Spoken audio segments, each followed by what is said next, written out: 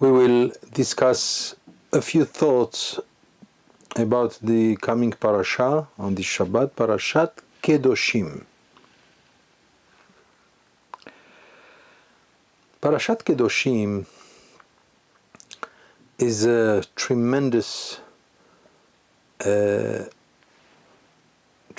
number of thoughts and advices and good things to hear and to do. But the parasha begins by saying the following: Kedoshim tiyu ki kadosh ani. God is asking from us that we should be holy. Why? Because I am holy. Now this is something difficult to explain. What is the meaning of being holy? Because God is holy, I should be holy? But God is God. I am just a plain little human being. How much can He ask from us? So therefore we have to understand what is the meaning of kadosh, of holy, and what is it that God really wants us to be. You know, the world, when they hear the word kadosh, the word holy, if you ask someone, are you holy? He will laugh at you. I am holy? Oh no. Because everyone thinks that holy means to be superior to any other human being. By the way, it does mean, according to some commentators, one of them is the Baal Ha'amek Davar, the Netziv, Rabbi Naftali Tzvi Yehuda Berlin, with his great book Ha'amek Davar. He wrote that to be holy means to be different, nivdal. That is true because the Jewish people is different than all the other nations.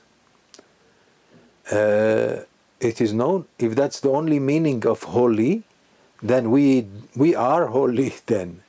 But we understand that the Torah means much more than that. If you explore each and every verse in this portion of the Torah, Kedoshim, you will find out that it has so many verses that talk about integrity and honesty. Is it possible, perhaps, that God means that if you just are a good man, if you behave, if you are an honest man, then you will be considered holy? Of course, if that's the case, then every human being can be holy, not only the Jewish people. There are many non-Jews who are very honest and very good. So are they holy? Well, that's something that we have to explain. To be holy in the mind of the Torah is to do what everyone else that is honest will do, provided you do it because the Torah says so. Let me give you an example. It says in this very parasha, Ish immo ve'aviv tira'u ve'et shabbatotai tishmoru. You have to fear your father and mother. You have to fear them, reverence. And also observe the Sabbaths. Now let's talk about fearing your father and mother. Parents, we know that in the 10 Commandments it says, Kabedet avicha ve'et imecha, respect your father and mother. And here we see, Ish immo ve'aviv tira'u. Your father and mother should be feared, should be revered. So what is the difference between respecting and having reverence towards your parents? The answer is that when you respect your parents, it's possible that it is something that is natural. the first instinct says that you respect your parents. I mean, they brought you to this world. We respect them. Non-Jews also respect their parents. Arabs respected very much their parents. Well, it is one way how to be holy. But does that mean that anyone who respects his parents is holy?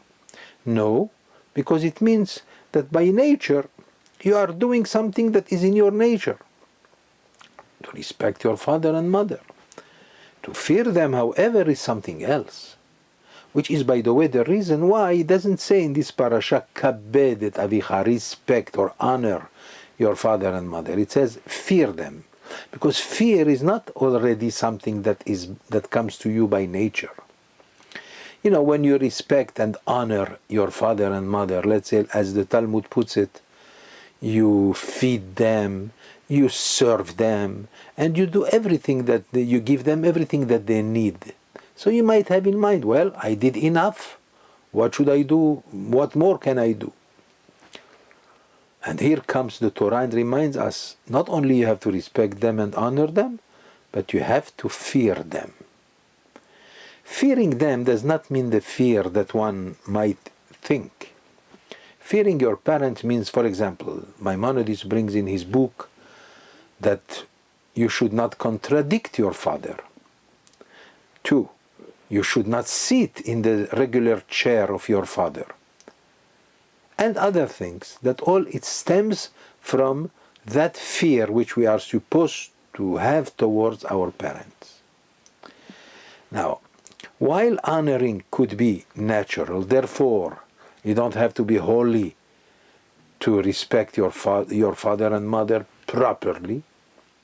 Like we find in the Talmud, in Masechet Kedoshim, we find that there was a famous goy, a famous non-Jew, by the name Dama ben Netina, who proved himself to be a champion in honoring one's father and mother. I'm not going to tell you the whole story, it's brought in the Talmud, but it is known that God has rewarded him a lot. So the question is, do I have to learn from a non-Jew how to respect our parents? It's possible that you have to learn from him, only the difference is that he does it because his nature is a good man, and he knows that he has to respect his father and mother.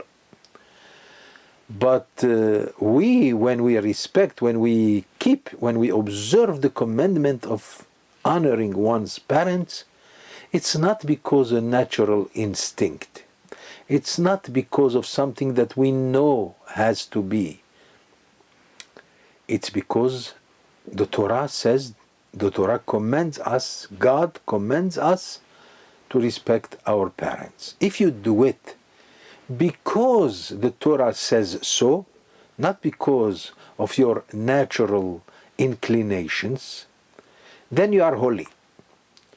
When it comes to fearing your parents, you need an extra amount of carefulness. Honoring could be natural. Fearing could be not natural. Because you think you did everything that you can for them. Therefore, you don't have to fear them. You can even belittle them from time to time. Let's say if the father or mother are sick and very old and they have Alzheimer, you might think then, I did everything I can, that's it. God forbid, no. You have to show them respect and fear and reverence till the end of their life. You do that, you are holy. Same thing also, which is the connection, by the way, with the honoring one's parents. Ve'et shabbatotai tishmoru, and you have to observe the Shabbats. Well, honoring Shabbat goes without saying. Every Jew who is an observant Jew cannot become an observant Jew without keeping the laws of Shabbat. Shabbat is extremely important. But Shabbat has several things. Not only the things that you are not supposed to do, but also the things that you are supposed to do. What are the things that you are supposed to do? Like eating well on Shabbat, better than any other day of the week. So this might be as a natural thing. You love to eat, so you eat because of Shabbat. You love Shabbat because you can eat and drink and enjoy yourself. What about the other part of Shabbat? The observance of Shabbat requires the prohibition to not to do many things. You cannot take your car on Shabbat. You cannot answer the phone on Shabbat. By doing all this with precision and the depth of your heart, because you believe in the Torah and you believe in God, then you are holy. This parasha also brings a numerous amount of indications and commandments. For example, do not steal. You have to be an honest man. Stealing does not mean only to steal what is evident, but even something that might be considered by other people as not so evident. Yeah, you steal, nobody knows, nobody sees, nobody feels the loss. So you think you are allowed to do that. Of course not. If you keep the law of not stealing, of being honest, but with the proper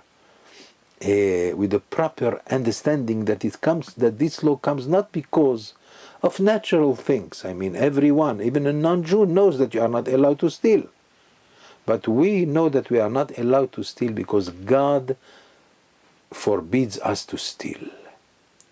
Then if you do it properly, then in your business and in everything, whenever the possible situation arrives that has to do with stealing, not let alone robbing, then you are holy. Let me give you another example. That there are 3 degrees of Jews, and the 3 of them could be considered holy to a certain degree. One is better than the other, which means we understand that holiness has its own different levels. The Torah says, in this portion of the Torah, 3 verses, each one of them concluding with the words, Ani Hashem Elokechem, I am God, your God. The first one is the first verse of this parasha. Kedoshim tihiyu, ki kadosh ani Hashem Elokechem. Be holy because I am holy, I am God, your God. Number 2 is the one that I mentioned before. Ish imo ve'aviv tira'u ve'et shabbetotai tishmoru, ani Hashem Elokechem. You have to fear your father and mother. At the same time, you have to keep Shabbat. By the way, let me explain this, which I didn't say it before. What is the connection between respecting or honoring or fearing your parents and the observance of Shabbat? What is the connection? They are brought in the same verse. Our sages say that sometimes you have to refuse your father or mother to do something. For example, if your father and mother or mother tell you to desecrate Shabbat, open the light, my son, please, it is Shabbat. So the son is allowed to tell his father nicely and with love and respect to tell him, I am sorry, father, I cannot obey you because you and me are under the obligation to listen to the commandment of God. God says we have to keep Shabbat, I cannot listen to you. But it has been done with the proper respect, of course. So now, in this second commandment that is brought in this parasha, you have to fear your parents and you have to keep the Shabbat. Ani Hashem Elokechem, I am God, your God. And then comes the third verse where it says, Al tifnu el ha'elilim, velohem masecha lo ta'asu lachem, ani Hashem Elokechem.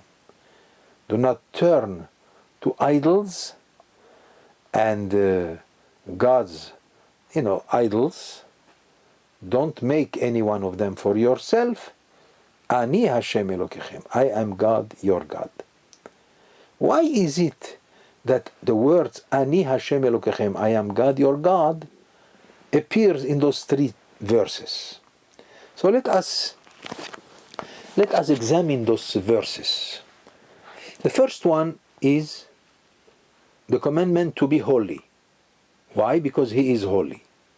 And then God says, Ani Hashem Elokechem. I am God, your God. That's the supreme obligation of the Jew, to try to be as holy as possible.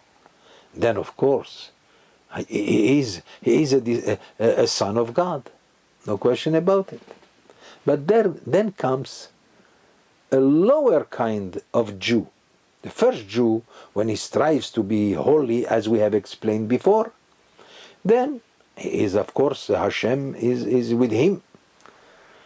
The second is the second kind of Jew. Is lower, but he is still an observant Jew. What does it say?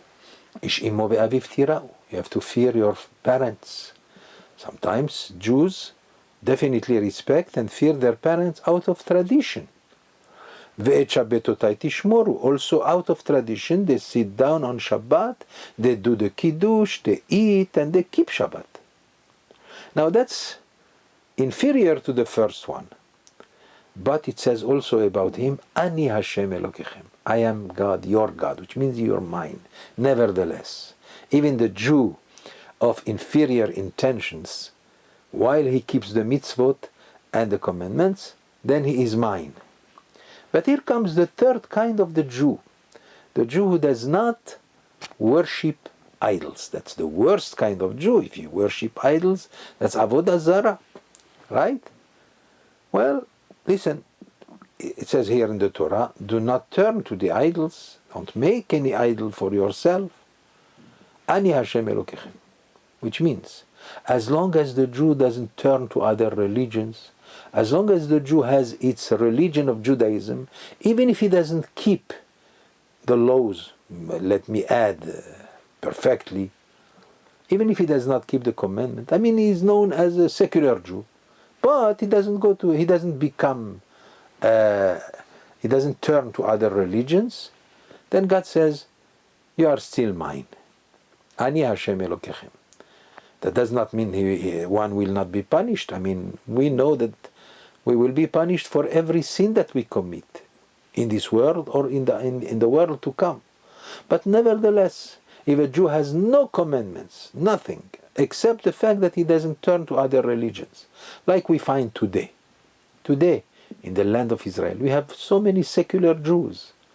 Some of them are even hateful to the religious Jews. They hate the religious Jews and those who learn the Torah. So, how can we say that they are also connect with this kind of revelation here? That God is also your mind anyway. It's because the question is, if you hate so much Judaism, why don't you go to another religion? Well, try to persuade the Jew to do that. You will find out that he will refuse. We know that in the history of the Jewish people, at the time of the Inquisition, we know that there were Jews who were secular. They did not keep any commandment, and yet when they were confronted by the Inquisition, either you become Christian or you die by the fire, they chose to die, even though he did not keep any of the commandments. So these people are known as Jews. Perhaps one who does not observe the commandments will have to be punished for it, right? But nevertheless, he still one day, either he does teshuvah, or in the world to come, after reincarnations and so forth, maybe he will become again the Son of God, right? So that's why we find here, Ani Hashem Elokechem, I am God your God, in those three kinds of verses. The first verse regarding holiness, that's the higher kind of Jew. The second class of the Jewish people is the one who keeps Shabbat by tradition. He honors his parents by tradition. He is also, God says, he is mine also. Ani Hashem Elokechem. But even the worst kind of Jew, only he does not relinquish his identity as a Jew. Then God says, he's still mine. Now we have discovered here that there are three levels of holiness. I don't dare say that the third case has to do with holiness, but at least it has to do with being with God.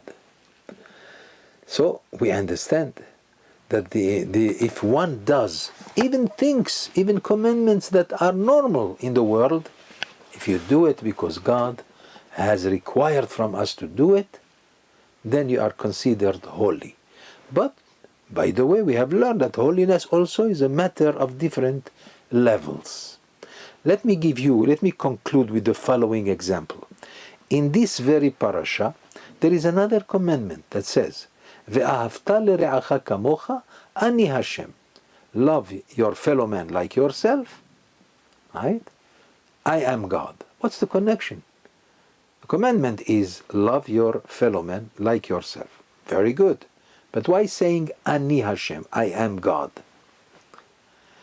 Here is one way how to explain it. God says, if you love your fellow man like yourself, and in accordance with the commentary of Hillel, the great Hillel, who said, Man desane alach al ta'avid lechavrach. Whatever is hateful to you, do not do it to your fellow man. Which means don't hurt people. If you do this, then Hashem says, I am yours and you are mine. So here is another level of being holy. If one does it properly, and because God is asking us to do it, not because of friendship or because you like to play cards with Him and you love Him because you are with Him all the time, but only because God insists, love your fellow man like yourself. And which means knowing, obviously, that by nature it's very difficult to love someone like yourself. It's impossible, almost. That's why Hillel interjects here and says, whatever is hateful to you, do not do it to others. And then God says, Ani Hashem, I am God. Let me tell you a little story that happened in Turkey maybe 150 years or 200 years ago. There were two friends loyal to each other. They loved each other very much. One day, against one of the two, the government, the non-Jewish government, they incriminated them or him, and finally they sentenced him to death by hanging. And why? Because they accuse him of a crime that he did not commit. The poor guy is now taken to the place where he is supposed to be hanged, and people are invited to come and watch. It's a beautiful show, right? While the hanging was taking place, suddenly a voice came from nowhere. Stop, stop, stop. What happened? Everybody turns his head and they see a guy, and by the way, that's the other friend, and he's screaming, don't do it because it's not him. He is innocent. I am the one, the guilty party.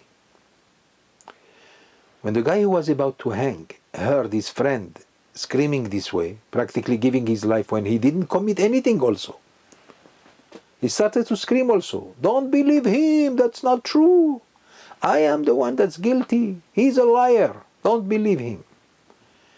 The rumor was becoming extraordinary. The hanging stopped, and now the rumor arrived to the ears of the king himself, the Sultan. And the Sultan said, hold it, let me first check with those two friends. It's unbelievable. So he brought them to him, and he said to them, can you tell me the story? Tell me the truth. They said to him, Majesty, neither one of us has committed anything that's wrong. But what can we do? If the only way that's left is to save my friend, and the same thing also the other one said, then we have no choice. The Sultan was amazed. He said, I am willing to stop the execution, I am willing to stop everything, and to give you your freedom on condition.